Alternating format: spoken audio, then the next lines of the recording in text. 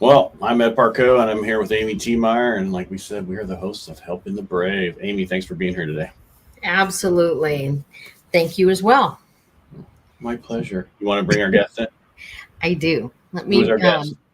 Our guest is Army veteran Earl Granville, and we were just talking. We met, and he pegged the year at about 2015, so 7 years ago. And Been a so, long time. welcome Thank you for having me. Yeah. How did you guys reconnect? on Facebook. Oh, Magic of social media. that's right. Especially Facebook. Most people, we don't use that. Yes, everybody uses it. I don't care who you are. People eventually go on there. Yes, I agree. Go ahead, Amy. Do your little questions. She always has the same questions. I love All it. right. Well, um, I'm excited to have Earl on today, just because I've heard his story before, and I'm excited for him to share it with our group. And so I always ask why you chose the branch that you did. Why did I choose the branch that I did? First of all, what branch did you choose? You forgot to ask. I that. was in the Pennsylvania Army National Guard, and Okay. why I joined the PA National Guard was Did you go in as a reservist or active duty? National Guard. So like, Right. I mean, 1 week in a month, 2 weeks a year, Okay. All right. and I had no desire to join the military. You want to know the truth? No desire whatsoever. But my twin brother Joe was like, "You want to join the armed forces or some type of military?" I'm like, "No, I don't want to do that. Like, are you crazy?" However, the incentive was a free education. I'm like, oh, I'll join college. Yeah, I'll join for college. Let them pay for that. I was making it about me. What can I get out of this? And then, Right. And that's okay because we tell everybody now when you're in, you got to have a plan. Make it about what you're going to use because they're going to use you. You need to well, use it's and then that was my plan. That was my blueprints. And then we graduated high school, and then we landed in Fort Benning, Georgia for basic training, September 1st, 2001. Now, look. You all know what happened 11 days later. Yep. And I think the selfish person in me is like, "Ooh, I didn't join the military to go to war." like it just, I was a young little punk back in the day. Like it's just I to me, it wasn't about service. It wasn't about, it's like, I want to get, what can this do for me? Which I get it, right? I understand that. But later on in my career, I saw the big picture and I love the military, but we'll get to that later. We can keep going. It's okay. Yeah, I was going to say, dive in. All right, let's go for it then. All right. Yeah, Joe and I, we graduated basic training and we ended up, we came home. And like I said, we're National Guard. We're infantrymen. I don't even know what the hell infantry was. Like, Joe, what are you doing, infantry? I guess I'll do that too. So we run people over with tanks, right? Like, I had no desire what I was getting into. I had no idea. Like, it just, like, complete ignorance. Like, the recruiter probably had a field day with me. You know what I mean? Like, it's just like sign here. Okay. Yeah, pay free education. I'll do whatever you want. But moving forward, I just we graduated basic training. Being that we're National Guard, we went home, and I was looking at college. But college was on hold because 3 weeks later we got orders for Bosnia. So anybody out there, if you're not familiar with the Bosnian conflict, in 92 to 95, there's this huge genocide happening in Eastern Europe. Read the book "Love Thy Neighbor" by Peter Maas, or watch the movie "In the Land of Blood and Honey." It was directed and written by Angelina Jolie. Very graphic, both book and the movie. Welcome to Sarajevo is another movie. But to understand why we're in Bosnia, a lot of people didn't know why we were there. But the time 95, finally, the world said we're having enough of this. NATO forces stepped in to stop all this from happening. The time we stepped foot in Bosnia, it was 2002, so the fighting is pretty much stopped. Our reason to be there is peacekeeping. We're finding weapons cache, running into mass grave sites that from these genocides. But there was really no threat to us. We weren't in harm's way. The most harm we would put in is if we drove off the road and maybe hit a landmine that was there from all that disaster that was happening in the mid-90s. So, I was 19 when I got over there. It was first time leaving the country. A unique experience, absolutely. Came home from that deployment, 2003, enrolled in a college, started getting those education. The whole reason I joined to begin with. Got 2 semesters and we got orders for Iraq. And it was a volunteer mission. So I'm like, oh, jeez, volunteer, I'm not going, However, my brother Joe was like, well, I'm going to go. And I'm like, geez, man, well, if you're going to go, maybe I should go. Let me think about this for a bit. So I put my big boy pants on and off I went to Iraq with Joe. And we left for train up January of 2005. And I got to tell you, man, it was the best decision I ever made. Like, what do I mean by that? Like, I first made the military. Like, what can I get out of this? What can this do for me? Hey, free education. Like, I joined strictly for education. That was it. Not to serve my country, not to be this big war hero, not to do any of that garbage or nonsense. At the time, how I thought when I was 17, 18 years old. But going to Iraq, becoming an NCO, seeing the big picture of wearing the uniform, I realized it's not about me. It's about us. The people I was serving with. Whether we all know in that first decade of the turn of the century, especially midway through it, the politics behind Iraq, how it was in the news every day. Should we be there? Should we not be there? I mean, I think the 2004 election was a lot about that. Like, should we be there? Should we not be there? That's when Bush and John Kerry election, what they were, duking it out over what's going on. So you got to understand, but none of that mattered. What mattered was the people around me. I feel like I just really enjoyed my platoon, 109th Infantry, 3rd Platoon. Like, guys I was with over there, I loved it.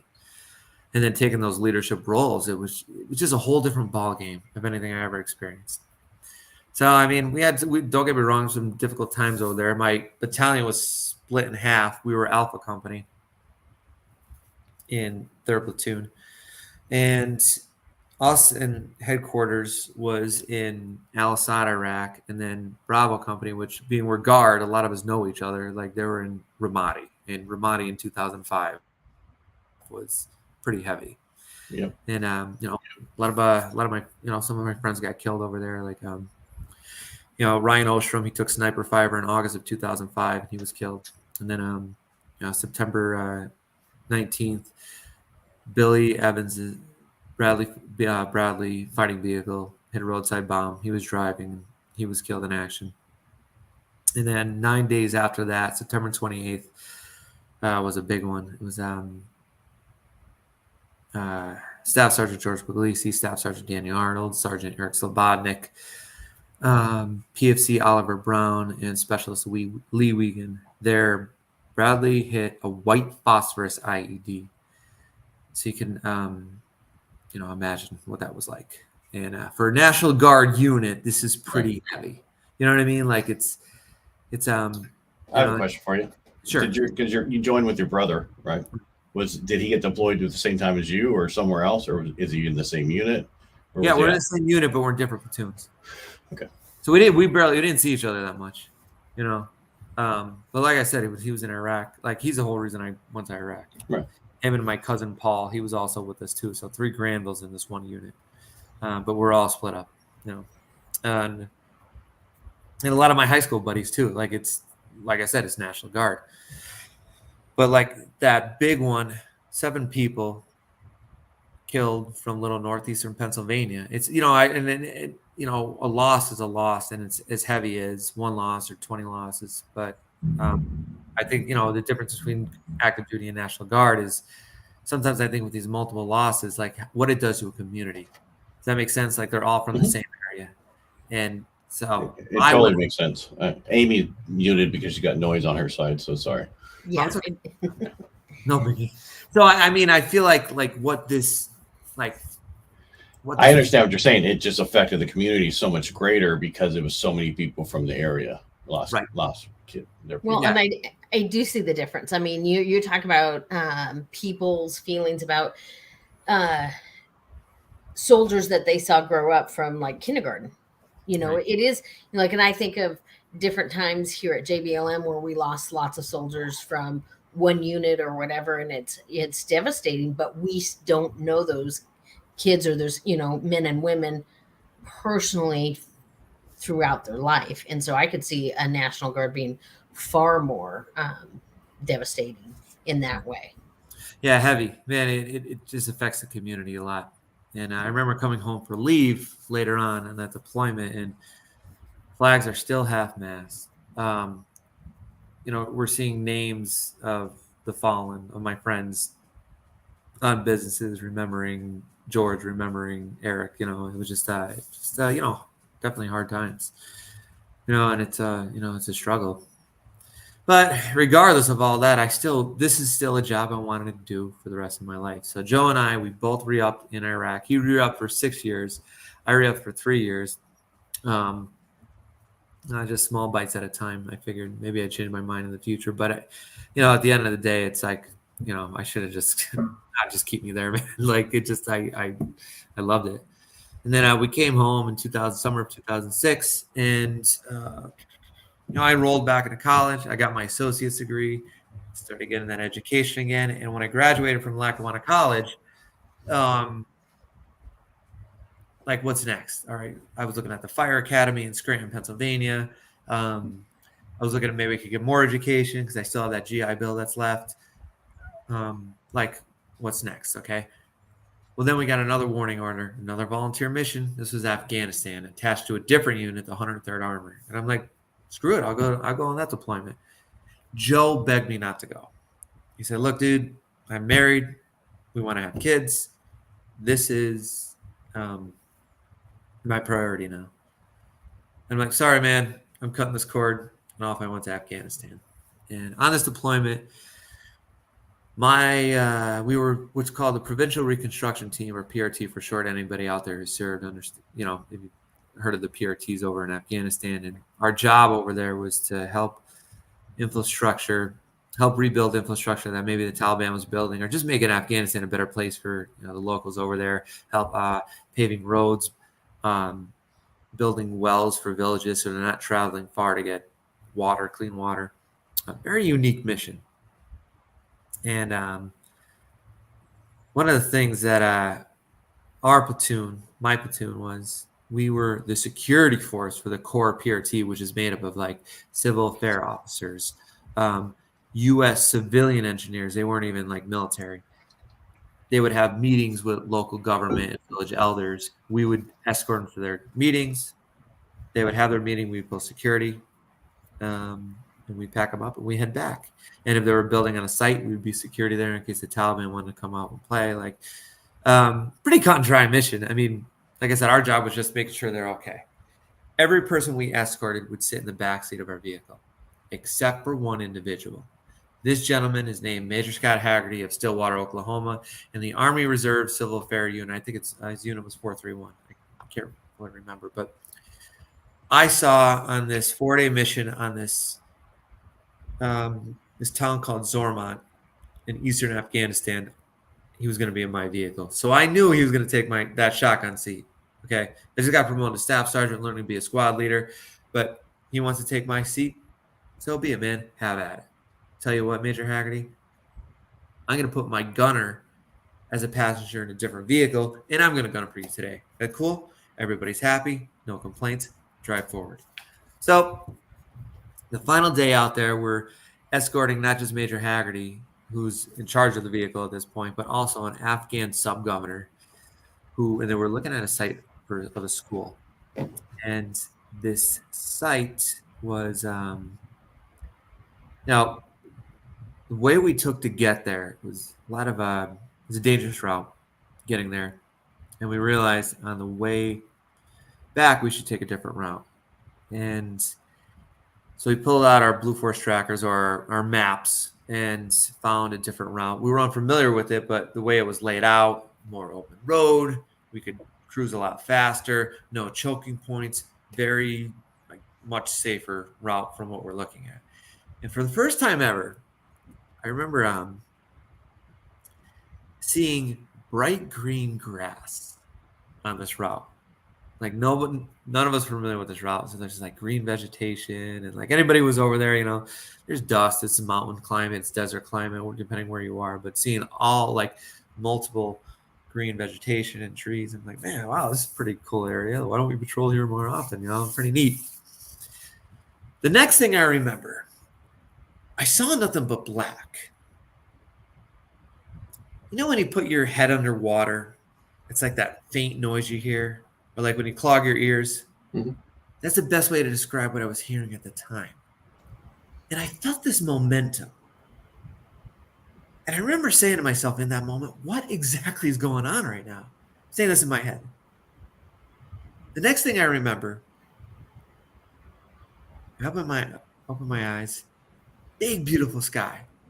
It's like 2:30 in the afternoon, but man, why am I looking at this sky? Am I on the ground? Holy shit. My feet are backwards and I'm full of blood. We just hit a roadside bomb. In those moments, all I wanted to do was assess the situation. I heard my buddy Joe Voda yell, "Get him in a body bag." Okay, people are killed. Is it us? Is it them? My medic got to me, Doc Jones, U.S. Air Force Tech Sergeant Eric Jones. We call him Doc Jones. Doc started working on my wounds, control the bleeding. Doc, how's everyone doing? Doing fine. Doing good. We're going to get you out of here. He controlled the bleeding. They put me on a litter, and they picked me up, him and my buddies, and they carried me over to one of the MRAPs for cover. And when they carried me over, they carried me right past 2 body bags. And I could tell with the equipment, I knew exactly who it was. It was Major Scott Hagerty of Stillwater, Oklahoma, the gentleman who took my seat that day, which is why I'm still here. And this was Derek Holland of Wind Gap, Pennsylvania. He was driving the vehicle, and he was only 20 years old. Heavy stuff. It is, because it's war. Yeah. Well, and then he gave me a shot of morphine. They called it a 9-line. They popped a red smoke. And here comes the Black Hawk. Put me on the Black Hawk. And before the Black Hawk took off, 2 other individuals got on. That Afghan sub-governor who was in the back seat, he was still alive and he was conscious. And he got on the vehicle as well. And an Afghan police officer who was not wounded, he was going to be there to continue to escort the governor. And I'm 24 years old when this happened, all right? The governor was, my guess, late 40s, 50s, somewhere around that range. And I think age has a lot to do with your injuries. Like, you know. And he's laying. What's that? I said I wish it didn't, but it does. Well, he's laying to my right. And he's pretty beat up. And I don't know, man. Like, I don't care what your faith is or anything like that, or what you think people think of the people over there. I just took my right hand and squeezed his left and thought to myself, "Dear God, get us out of here alive." And all I wanted to do, like, you know, as a Black Hawk takes off, my mind is racing. Like, what the fuck am I gonna do with my life now? Pardon my language.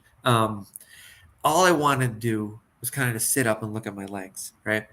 Like, I kept getting, someone was pushing my head back, you know, like pushing my head back and just kind of rubbing it a little bit, just like.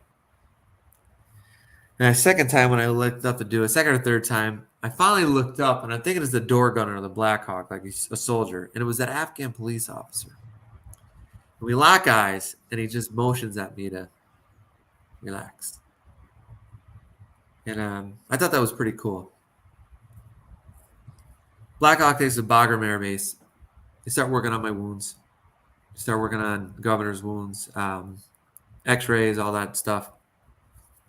And doctor comes into my room, and he says, "Hey, we're going to have to do surgery on your right hip. Can we do it now?" I was like, "No, doc, I want to go to the PX first. Maybe go to Burger King." Like, look, are you really asking me this? And I was like, "No, man, I Dairy Queen. I want to get some nice ice cream, you know." Like, doc, let's do this. All right, let's go. Before I went under for surgery, I got a visitor. It was an Afghan police officer once again. And he walks in my room, big smile on his face, stands up straight, and he does this. And he starts talking. And he doesn't even speak English. But we all know body language, right? Mm-hmm. You know what I mean? Like, I knew exactly what he was there for. That's Afghans do this all the time when they greet. And that will forever sit with me. And I'm saying this because so many times, never happened in my unit, but we've heard stories, and I've heard stories at Walter Reed when I was a patient. Look, be careful with these Afghan army, Afghan police, because a few of them, one may just go rogue and just start shooting after they've been working with me for all these months. One just may go rogue. So like, be vigilant. Oh, they're scumbags, this and that, blah, blah, blah. But man, this dude to do that, I just met that guy that day. For him to do that, that'll forever sit with me. And it makes you think too, like, they're not all bad people. There's good and bad people there, just like there's good and bad people here. Does that make sense? Yeah. Totally makes sense. It kind of opened up my eyes a lot, because I think we all get lost in that mindset. And anybody out there, I think you know what I'm talking about. Like anybody listening who served, who was over there, you know what I mean by that. You get lost in that mindset where you could be a little, I don't want to say prejudiced, but small-minded. Does that make sense? Well, you just deal with certain things all the time, right? And so you get jaded that way, right? Yeah, and that just will forever sit with me.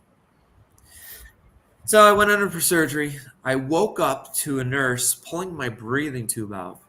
And the nurse calmed me down, and she said, "You're at Landstuhl Air Base in Ramstein, Germany." So I'm on a whole different continent. I don't remember anything in between. Apparently, after surgery, I was talking to some higher command that was visiting me at Bagram. I don't remember any of that. None of it. Like somebody said I was like all loopy and stuff, and I guess there goes my dancing career, and I just passed right out. I don't remember that. Like I don't. So moving forward, when I woke up in Germany, later on that day, the doctor came in and said, "Hey, we're going to have to amputate your left leg, but we think we could keep your right." And I said to him, I was like, "Well, you think I could keep my leg?" He's like, "Well, if you keep it, it's just going to be dangling. Like we had to pull the muscle out. You're going to be in crutches." Or, "Doc, you're not listening to what I'm saying. After you amputate it, you think I could keep it?" And the doctor said, "No." And I was like, "Well, this is a crock of BS right here, Doc. What are you going to do with it? Bring it over to your dog? Get lost, man." Like, did you ever see A Christmas Story? Making a lamp or something like that? You know what I mean? Like, and I fought to keep that leg, and they said no. Now, if I was a civilian, it might have been different. But. Right. I was going to say, sometimes people just are not prepared for the darkness humor of a soldier. Well, it's how you deal with it. That's the honest to God truth. I know, but that's how you deal with things differently than other people. So. I wasn't even dealing with it. I was just like, I wanted to take it home, put it in the freezer, man. Freak somebody out. Good ice cream out of there. You know what I mean? Like, so, we're moving forward. They amputate the leg. My right leg is still getting surgery in Germany. And I finally got the green light to go back to the States. Walter Reed Army Medical Center in Washington, D.C. This is going to be my home for a while. And one by one, I'm getting my immediate family's coming in and out to visit me in the ICU. First my mom, then my dad, so my other siblings, and there's my brother.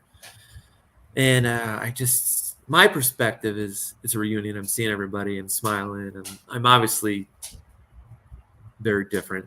It's like 20 pounds lighter. My skin is like a tint of yellow. I have wires and tubes coming out of me. One of my appendix is gone. My appendage is gone. So it's like, I'm not thinking of their perspective of what they're seeing. I'm just like, hey, I'm here, and Joe says to me at one point, "I should have just gone with you." Dude, gone with me? Like, you might have been killed. Like, hey, man, I rolled the dice, and guess what? I'm still here. I want to remind you, if Major Hagerty didn't take my seat, if I was escorting any other civil affairs officer, I would not be here having this discussion with you. So that's where I kept going with my mindset. Dude, you got a second chance. Hang on to it. Does that make sense? It totally makes sense, because one of the reasons we started going live on this podcast was a gentleman had the same thing happen with everybody else in his Bradley, but you could still hear the survivor's guilt 30 years later. And he didn't take the way that you took the thing. This is, my opportunity to move forward and do something with it. And I'm not saying he didn't do anything but you could still hear that in his voice. And that's why we started going live. I don't know. With Derek and Scott, I hold an event every year for one on June 3rd, which is our live day for Derek. I do that every year. And on March, usually it's a springtime, Daphne reaches out to me, which is Scott's widow. And we hold, both of them are ruck marches we do every year. The one for Derek, we start 5 kilometers out, and we ruck march all the way to his memorial headstone where he's laid to rest. His ashes are Derek's ashes are scattered on Appalachian Trail, but the Pennsylvania National Cemetery has a marker for him still at Fort Indian Town Gap, Pennsylvania. So we do that every year on June 3rd, and there's a 7-mile stretch of a state highway dedicated to Scott in Stillwater, and we start from the south sign going all the way to the north sign that says in memory of Scott Hagerty. And around mile 5 of this 7 miles is a cemetery where he's laid to rest.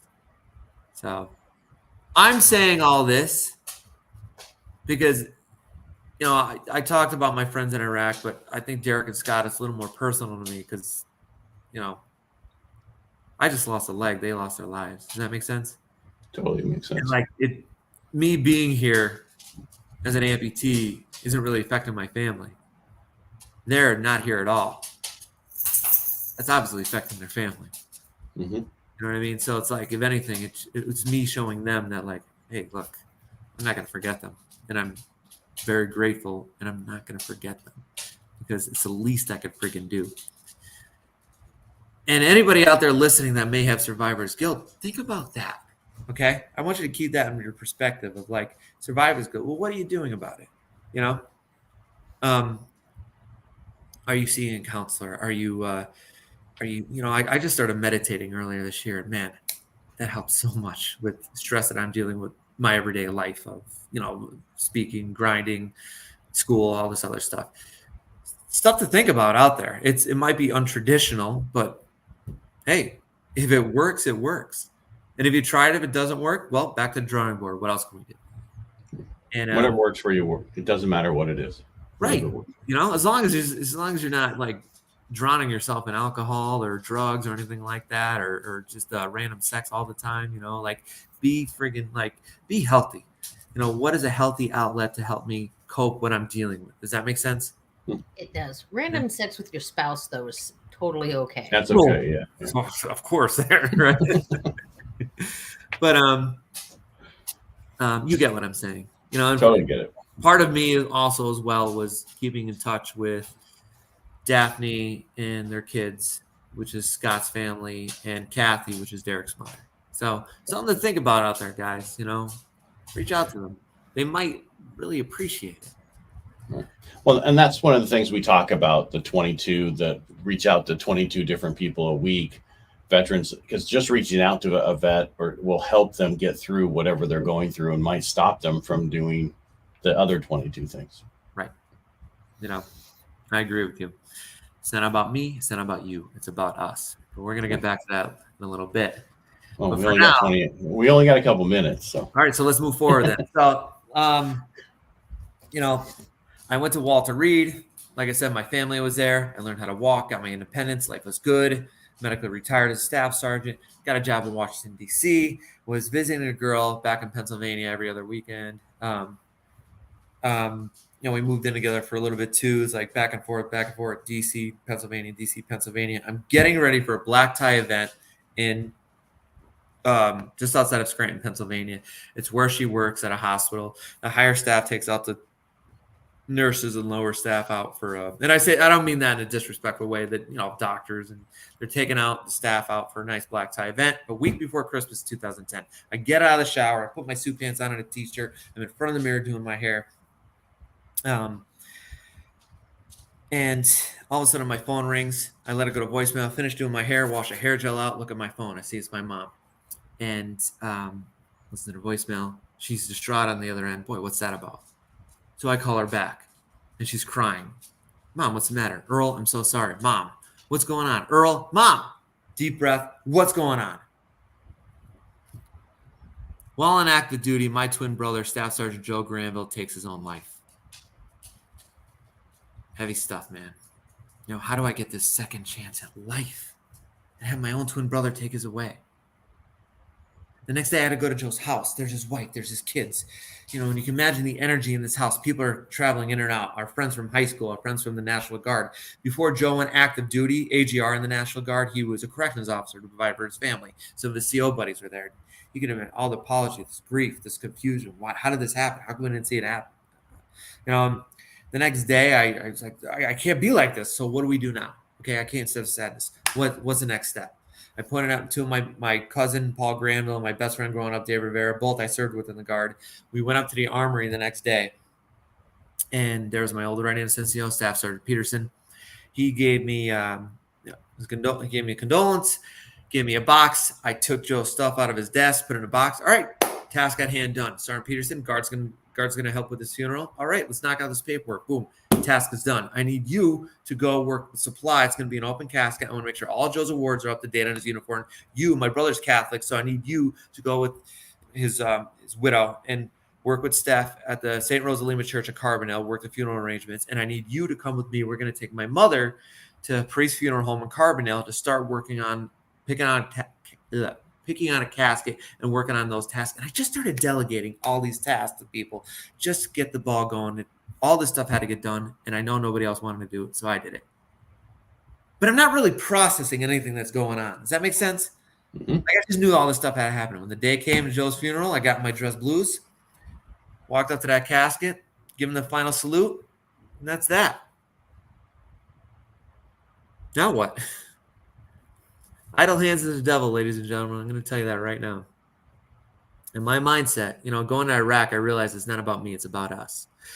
But after Joe died, having no purpose, losing my career, losing my leg, losing my twin brother, my mindset went making it back all about me, feeling sorry for myself, playing the victim, thinking the world owes me everything. Where's playing a victim get you? Nowhere. Exactly. And I just started to go downhill. And I should say nowhere good. How about that? Is that better? Yeah, I guess that's a good way to put it.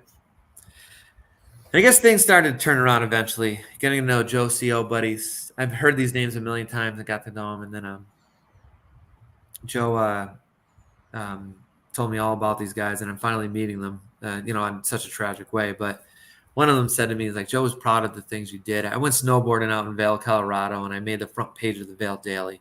So those machines where you put the quarter in and take a paper out, of course I took all the papers out, really. And I brought them home with me and gave them to people. And Joe, he ended up showing a lot of his buddies that, and I didn't know that. And then Joe spoke so highly of you. Like I was playing sports, I was playing sled hockey at Walter Reed, and I didn't know Joe was proud of this stuff. I guess we didn't have that type of relationship to compliment each other. So, that kind of gave me a different mindset. It didn't happen overnight, but now I'm like physically challenging myself. And I realized I was doing this in honor of my brother, but I realized, no, this is for me, man. Like it became a passion of mine. And I realized there's 3 P's as every human being we need out there, and especially for our men and women when they take that uniform off. I remember before the show, we're talking about athletes as well. 3 P's I think we all need in our lives. It's just something basic, something to hang on here. We all need a purpose. You have to have a passion, and you must be part of something bigger than yourself. My purpose now is I'm a public speaker, discussing healthy ways to battle adversity, the importance of having a purpose in your life. That's what I discuss with my audience. My passion, physical fitness, and travel. 2 things that I do for myself that are very, very important to me. Part of something bigger than myself, these charities I work for, Operation Enduring Warrior, the Oscar Mike Foundation. Both these organizations, we help wounded veterans stay active, and law enforcement as well. And their disabilities aren't going to define them. They're going to define themselves. And it's nice to see these people, these are, I don't want to call them clients, but are the people we assist. They're part of a team once again, just like when they wore the uniform. Part of something bigger than yourself. And the recipe to find those 3 P's, a good attitude, because let's be honest with you, I'm not going to make friends saying this, and I don't give a damn. That dysfunctional veteran attitude isn't going to get you anywhere in life. Sorry, guys, there's more to beer than just Uncle Ricoing what you did in the military, wearing silkies and drinking beer. You don't want to be on your deathbed from now, years from now, saying, what did you do with your life? Well, I was in Iraq. Cool story, dude. What else did you do? Does that make sense? Yeah. It does. People give me shit for that, and I really don't care. I don't. It's really, what else are you doing with your life? So that horrible attitude is going to get you nowhere. So recipe 1, a good attitude. Number 2, comfort zone. You have to take a leap out. If you stay stagnant, you're never going to find what you're looking for.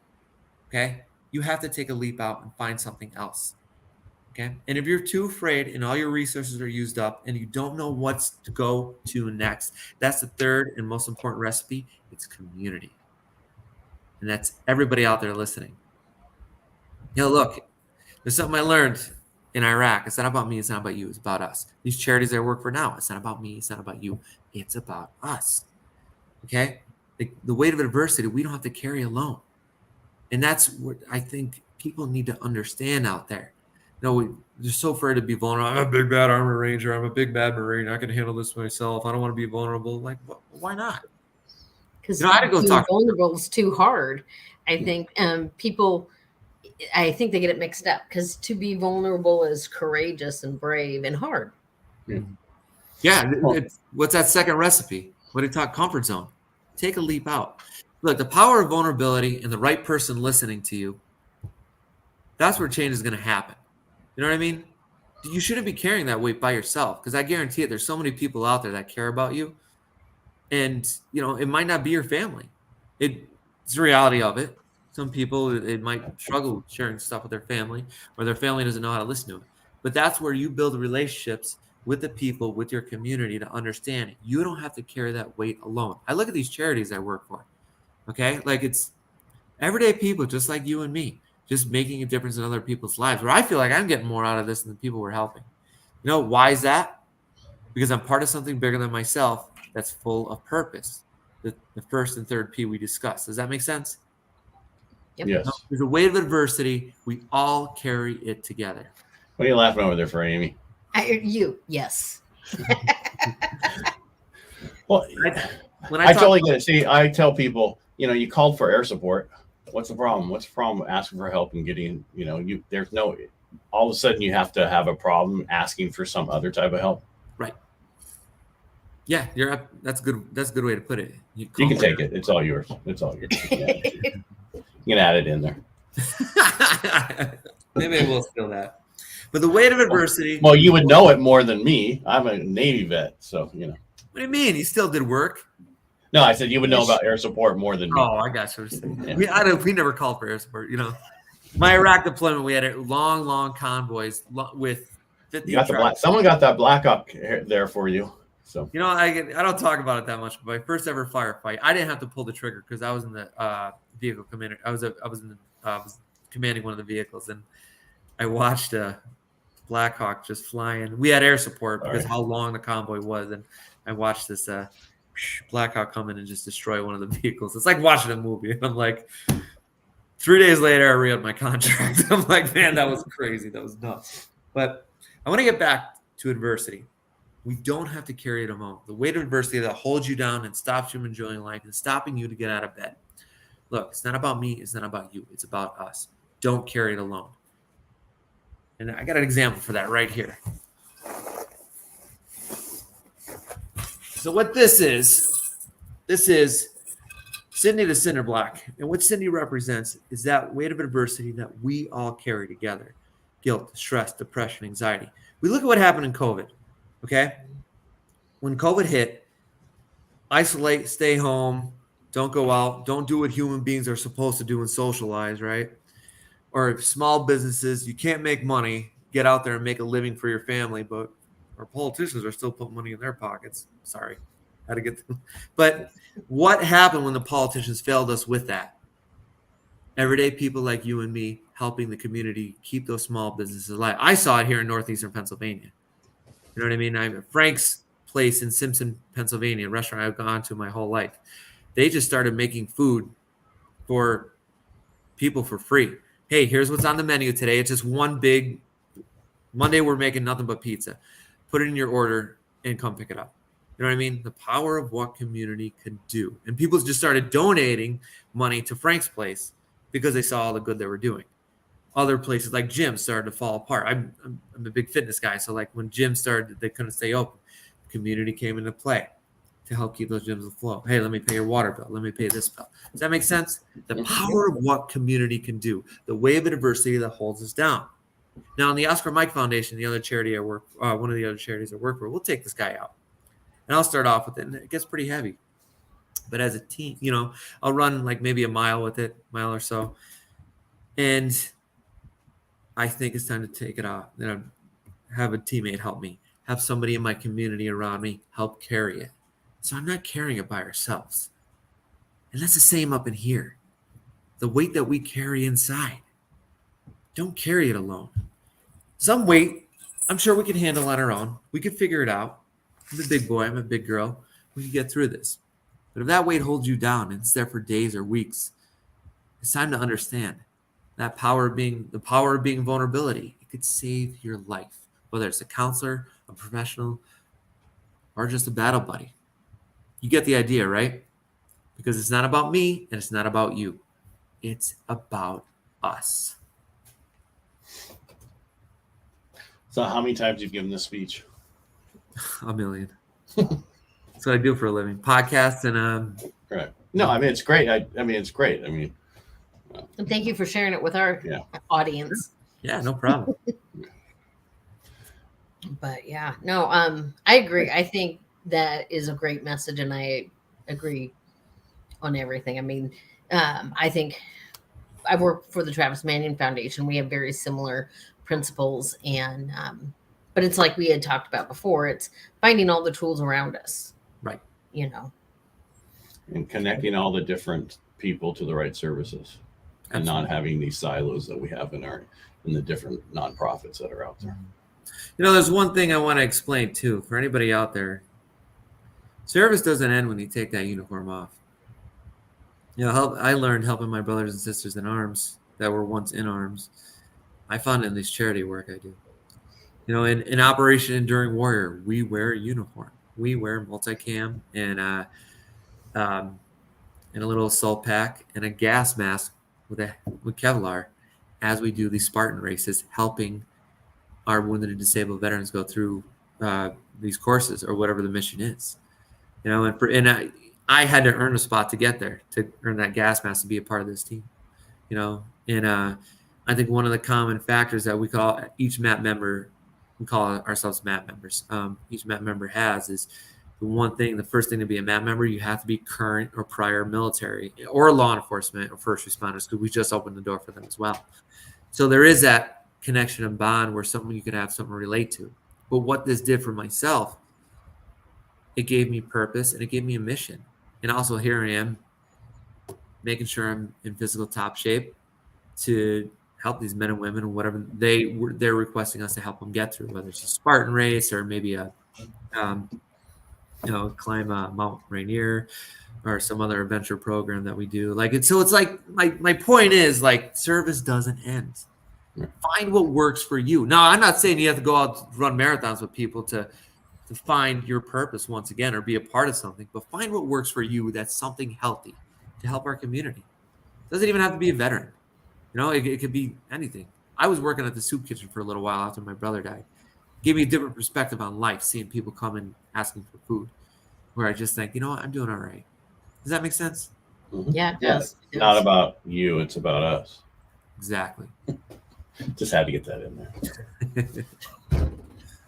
All right. He likes to prove he listens. Yeah, I totally listen.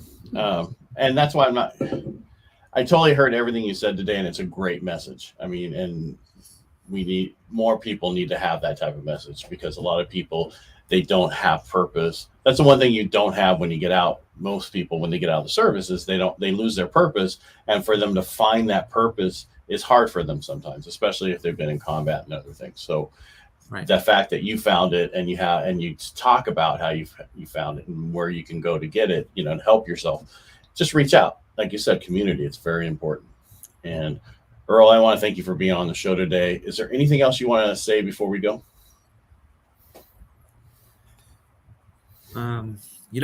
We cannot control sometimes the bad things that happen to us and fall in our lap. We have no control over that once in a while. Bad things are going to happen. But the one thing we do have control of, we have the freedom of deciding how to react to it. Just keep that in mind. You have the choice to make this a bad day, whatever it may be. So, somebody cuts you off, you're going to let it ruin your day. Something to think about. Yeah, Amy's road rage is horrible. Whatever. No, my dad's is though. He's like, oh my God, I can't believe they did that. And I'm like, or they're rushing to the hospital. I mean, we really don't know. And he goes, fine. You're so nice, Amy. Sometimes I like watching people road rage happen. Like I just like, man, that guy is pissed. Like it just makes me smile and laugh. No. Yeah. Unfortunately, I'm in California, so sometimes they take it a little too far. Yeah, they do here too. I had a friend whose son was in a road rage situation that was crazy, but that's for another day. But thank you so much for coming on, Earl. I really appreciate it. Yeah. If any guys have any questions out there, check out my website, earlgranville.org. And or like every other human being, I'm on social media, Facebook, Instagram. If anybody has any questions, I try to, at night, I usually on my phone answering. But by all means, I appreciate you guys having me. Thank you so very much. Thank you. I'll reach out to you, but keep us posted on your events that you do so we can promote it out there for you also. So, Sure. Yeah. So we can get people to know, this is what's going on over here. Reach out. They can always use more people. That'd be great. Thank you so very much. It's our pleasure. It's like you said, it's not about us. It's about us, not about you or me or Amy. So, all right. I want to thank everybody for watching and listening to this. If you like what we do here, just subscribe and let other people know about it. And Earl, thank you again today for being here. That was a great story. Thank you. All right. Have a great night, you guys. You too. Don't